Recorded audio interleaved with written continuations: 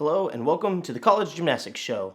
I'm your host, Coach John Lucas, and I'm excited to have you join me for the show today. Today's show takes a look at highlights from 2020. We'll see some footage from some of the year's best routines from early on and before the season was brought to a sudden halt. When the season ended, gymnasts were sent home from school and gyms across the country closed. Later on, we'll take a look at how gymnasts stayed in shape during quarantine. Still ahead, a look at what teams were dropped and what teams were added during 2020. All these stories and more right here on the College Gymnastics Show. The 2020 season started off with a lot of great gymnastics. Each week we saw amazing routines and watched as Stanford looked poised to win a second straight national title. GymAct competition got started with great meets like the 2020 Washington Open that featured NorCal United, SoCal United, Washington, and defending national champions Arizona State. Gage Dyer of the Sooners posted the highest score of the year on floor with a huge routine.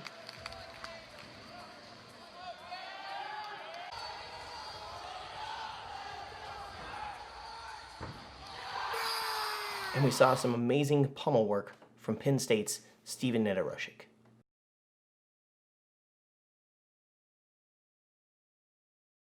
Despite being cut short, 2020 really was a great year for gymnastics.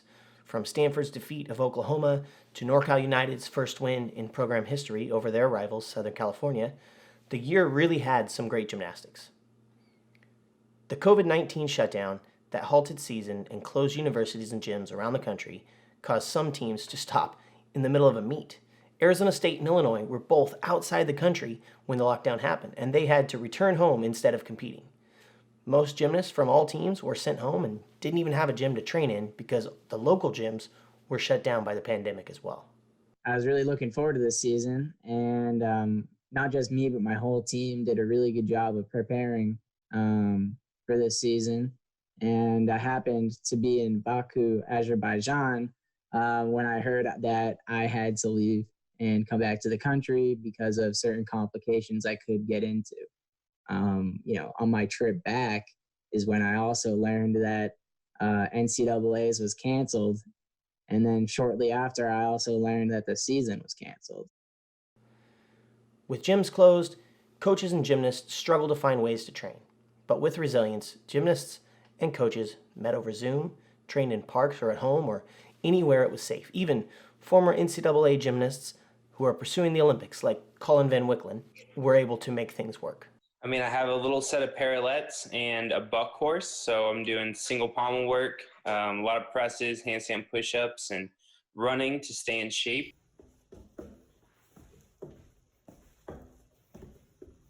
As time progressed, gyms started to open back up, and gymnasts were slowly able to train again. COVID-19 also put a huge stress on many of the universities. Athletic directors were forced to make decisions in order to keep their school's athletic department from going under. A few ADs made the decision to cut men's gymnastics, along with many other sports. First we lost Iowa, then William & Mary, and finally we lost Minnesota. College athletics is a big business. In any college athletic department, there's profit centers and there's cost centers. Most programs are cost centers. We're not a profit center, we're a cost center. Football is a profit center, basketball is a profit center. At Minnesota, hockey is a profit center. And the other 22 sports are all basically cost centers. So we hope that football and basketball and hockey are really successful, sell a lot of tickets, get on TV a lot so that money keeps coming in. And luckily we're part of the Big Ten Conference, and with the Big Ten Network and all the revenue sharing, there's a lot of money that comes in from the conference. And if that money wasn't coming in, athletics at Minnesota and at a lot of other Big Ten schools would probably look a little bit different. Each team pleaded with the administration at their schools, and only William & Mary did someone listen. The Tribe Gymnastics program has been given a year of extension to allow time to determine the best course of action. The loss of these programs was devastating to the gymnastics community. Adapt or die has long been the cry of many college gymnastics coaches, and we may see that happen as one of the biggest adaptations yet is coming up in 2021. The implementation of virtual gymnastics meets has been approved by the NCAA. There have been a few virtual gymnastics meets that took place prior to 2020, but when the shutdown came, research and development of sites like the Virtual Stars and Flip 10 and Virtuous, they all increased. So GymAct, they launched virtual challenges over Zoom, and the NCAA teams worked hard to make sure that even if they cannot travel, they will be able to have a season through the Virtuous platform. Coming up, we'll hear about the teams that were impacted the most by the shutdown and how GymAct responded to the pandemic. All of this after a quick reminder to stay active.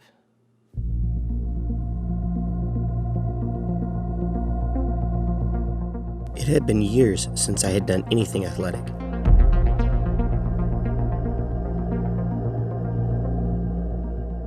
And I had the same excuses as everyone else. I don't have the time, I'm afraid to fail, I don't even know where to begin, and let's face it can be very scary to try something new. But I was upset with how out of shape I had become, so I signed up for a triathlon to motivate me and to give me a goal. I knew it wasn't going to be easy, and that I had to be willing to fail. So if you want to change your lifestyle, start with what you already have access to. You don't need a fancy gym membership or special equipment to get in shape. A $5 bike from Goodwill can do the job. It just needs to roll down the road.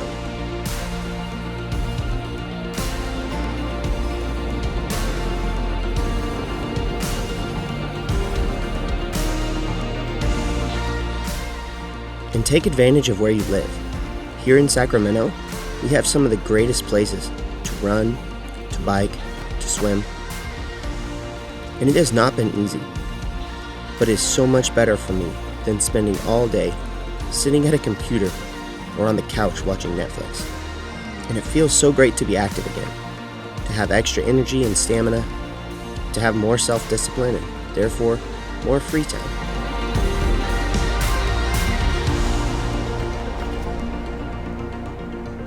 So get outdoors, explore nature, and be active.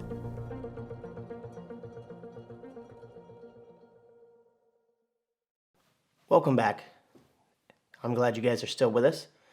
Now, the nationwide stay-at-home order was difficult on all schools, but for some, it was more difficult than others. Oklahoma has always had a few guys that are training for the Olympics after graduation. While they were one of the first schools to return to on-campus practices, they had to do so without their graduated elites. When we first heard that the gym was going to get shut down, we were no longer to train. It was kind of like, this serious, this is really happening. Another school hit hard was Stanford. Although most of their gymnasts found ways to train at a high level, they had to do so mostly on their own. The team did have some meetings over Zoom, but gymnasts were either at their home gyms or a small group of them made their way over to Texas to train with esteemed coach Tom Meadows at Cypress Academy. It will be interesting to see how these two teams fare in 2021. GymAct coaches responded to the pandemic by holding their monthly coaches meetings more frequently. They met over Zoom to discuss what they needed to do to keep their conference alive. GymAct has continued to meet officially at least twice a month to ensure that their season will happen in some capacity and to make sure that gymnastics at the collegiate level will not stop. In one of GymAct's meetings, it was proposed that funds be raised to benefit gyms from around the country. The premise was to raise funds for the gymnastics centers that supply gymnasts for the GymAct teams. The hashtag Save Gymnastics campaign raised over $7,500 for gyms around the country. Visit gymact.org/savegymnastics for more information about this fundraiser. Friday, September 25th, a fire broke out on Taylor Street in Chicago. This fire burned up an apartment that was home to 8 UIC gymnasts. 8 guys that are associated with our team kind of lost out Friday night. It was a scary moment, obviously for them, but for everybody associated with UIC Gymnastics. You know, when I saw Billy Friday night, he was standing there with his phone and a pair of shorts on. GymAct helped to rally the gymnastics community to give assistance to these gymnasts. Through the Flames on Fire campaign, GymAct was able to deliver over $11,000 to the 8 gymnasts. GymAct has stayed extremely busy and started a new committee this year, the Strategic Planning Committee. This committee has been very hard at work preparing a structured approach to ensuring that gymnastics will always have a competitive option at the collegiate level. This work is extremely important, especially as the NCAA teams are continued to be dropped by athletic departments. The NCAA is not the only organization to pursue a virtual gymnastics season for 2021. GymAc's Fabricio Olson, or Breeze, has partnered with Robert Davis of Virtual Stars Gymnastics to find ways to host virtual competitions. The big thing that they set out to accomplish was a real-time virtual competition, and after back-tuck challenges, several strength challenges, stick contests, and some inter-squads as trial events, they currently have a good system for real-time competitions through the Zoom platform and the Virtual Stars website. Still to come, we're going to take a look at the NCAA recruiting class of 2021, also a quick preview of what to follow and how during the 2021 season. But first, let's take a quick look at the 2020 Into Award presentation. It is with great honor and jubilation that I unveil the winner of the 2020 N2 Award. Congratulations, Mr. James Martin. They can hear us clapping now, yay. Yeah. Thank you. Wow. Whew. It's not really how I ever thought I would get this award.